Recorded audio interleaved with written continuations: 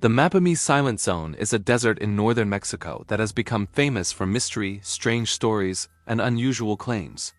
Many people call it Mexico's Bermuda Triangle, a place where radios stop working, compasses spin, and strange lights float in the sky.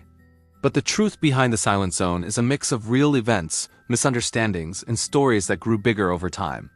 To understand how this legend became so popular, it helps to look at its history step by step, from the early days when the desert was unknown to the moment when myths began forming, and finally to the modern time when science has explained most of the claims. This timeline tells the story in simple English and in full paragraphs so the history flows clearly from one era to the next. Long before the Silent Zone became famous, the area was simply a natural desert. Before the 1900s, very few people visited this place because it was extremely dry, remote, and difficult to travel through. Temperatures rose very high during the day, and at night the air could become surprisingly cold. The land was mostly flat with occasional hills. There were cactus plants, scrub bushes, and dusty ground stretching to the horizon. Local people lived far from this central desert because farming was nearly impossible. At this time, there were no reports of anything strange. No one talked about broken radios, lost compasses, or mysterious lights. The desert was quiet simply because no one lived there and no technology existed that could fail. It was an empty land that did not attract attention. From 1900 to about 1950, a few explorers, scientists, and researchers visited the region. These early visitors were mostly interested in nature, animals, and geology. They were curious about how plants survived in such a tough environment and what kinds of animals lived in the desert. Some researchers also came to study the many meteorites rocks from space that were found scattered across the area. This discovery made the place interesting for scientists, but there were still no claims of a silent zone or anything mysterious. Local ranchers sometimes told simple stories about lights in the night sky, but in most cases these lights were shooting stars, distant airplanes, or reflections on the horizon. People living in remote areas often see the sky more clearly, so the desert naturally produced beautiful and unusual sky views, but nothing supernatural. The idea of strange signals in the desert began slowly in the 1950s. During this time, radios became more common in Mexico, and travelers sometimes brought portable radios into the desert. Because the land had small hills and uneven terrain, radio signals often came and went. If a traveler walked behind a hill, the signal might fade. If they climbed a small rise, the signal might return. This was a normal experience in any remote desert far from large cities.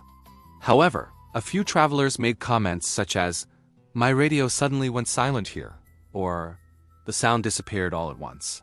These comments were not intended to suggest anything mysterious, but as the story spread, people began to repeat them.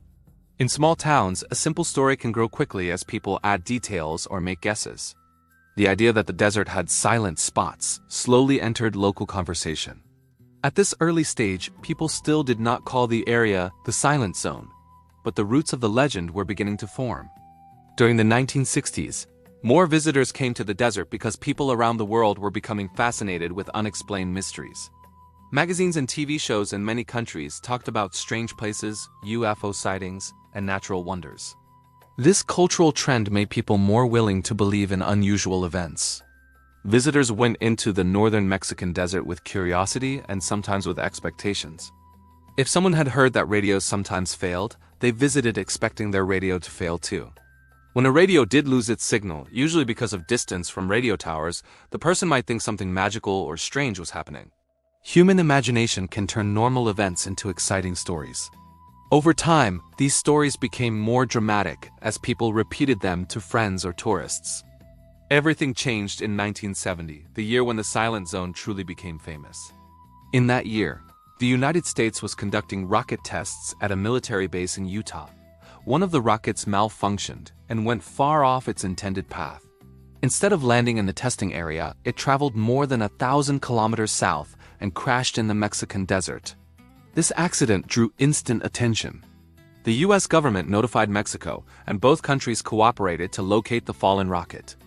A large team of engineers, scientists, soldiers, and technicians arrived in the desert. They brought trucks, equipment, and helicopters. Local people saw this sudden activity and wondered why so many foreign experts had come to such a quiet place. The presence of military vehicles and scientists made many residents suspicious and curious. Rumors began to spread. Some people claimed that the rocket must have been pulled off course by a strange force in the desert. Others suggested the scientists were studying something unusual. In reality, the rocket had simply malfunctioned due to technical problems, but the accident gave the desert a sudden and mysterious reputation. After the rocket crash, the 1970s became the decade when the legend grew quickly. Journalists wrote sensational articles, often exaggerating the truth to attract readers. Headlines called the area the Silent Zone, Mexico's Bermuda Triangle, or the Forbidden Desert. These articles described radio failures, strange magnetic fields, and mysterious lights. Even though most of these descriptions were unproven or exaggerated, they captured people's imagination. Many tourists began visiting the area hoping to experience something unusual. Some brought scientific equipment, while others brought only curiosity. When a visitor's radio made static noise, they often thought it was proof of the mystery, even though static is common in remote deserts. When someone saw a light in the sky, they thought it was a UFO, even though it was usually a plane or a meteor. As more people visited, tour guides started telling exciting stories to entertain travelers. These stories spread widely and helped the legend grow stronger. The 1980s brought scientific investigations that tried to separate fact from fiction. Mexican researchers studied the desert's soil, plants, animals, magnetic properties, and radio signals. They found nothing supernatural. The soil did contain minerals that could reduce weak radio signals, but this was normal. The magnetic field in the region was the same as anywhere else in northern Mexico. Radio problems occurred mainly because the area was extremely far from cities and communication towers. Still, even with scientific explanations, the public preferred the more exciting version of events. The legend was now deeply rooted in the culture of nearby towns, and tourism was helping local families earn money. In the 1990s, the legend expanded even more because UFO stories became popular worldwide. Television programs and magazines dedicated to aliens and strange phenomena often featured the Silent Zone. Some programs suggested that aliens visited the area or that mysterious lights were signals from another world. Visitors who saw ordinary satellites or bright stars sometimes believed they had witnessed something extraordinary. The legend changed from a story about missing radio signals to a story about visitors from other planets. Tourists returned home with dramatic stories, which further strengthened the myth. In this decade, the Silent Zone became not just a mysterious region, but a symbol of unexplained wonder. From 2000 to 2010, tourism increased even more.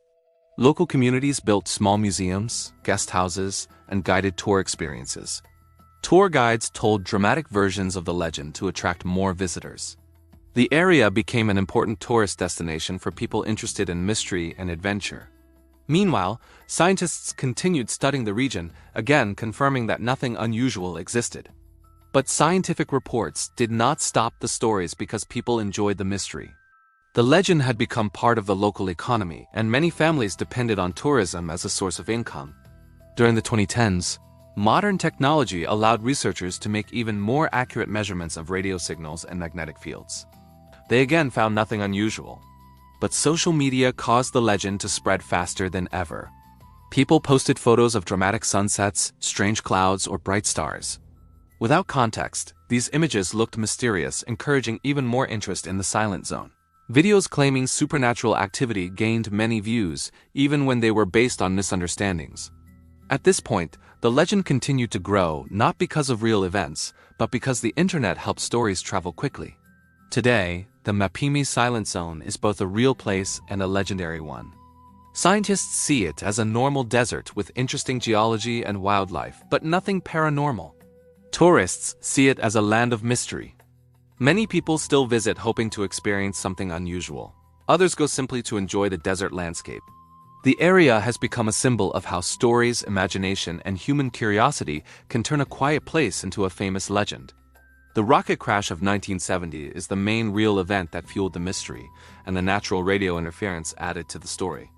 Over many years, simple facts grew into exciting myths through storytelling, tourism, and media attention. In the end, the Mapimí Silent Zone is a perfect example of how legends are created. A combination of real events, misunderstandings, and human imagination transformed a normal desert into one of Mexico's most talked about mysterious places. The truth is simple. The desert is beautiful, remote, and peaceful, but it is not supernatural. Yet the legend continues because people love stories of the unknown. That is why the Silent Zone remains famous today, not because of strange forces but because of the power of stories.